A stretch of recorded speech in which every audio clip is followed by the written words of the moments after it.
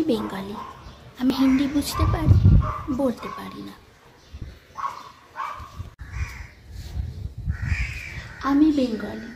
আমরা সব খাই, ভাত, ডাল, চা, দুধ, কফি, জল সব খাই।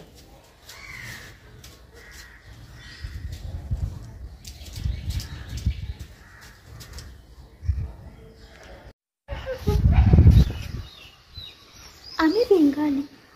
আমার প্রিয় মিষ্টি হলো মিষ্টি দই আর রসগোল্লা।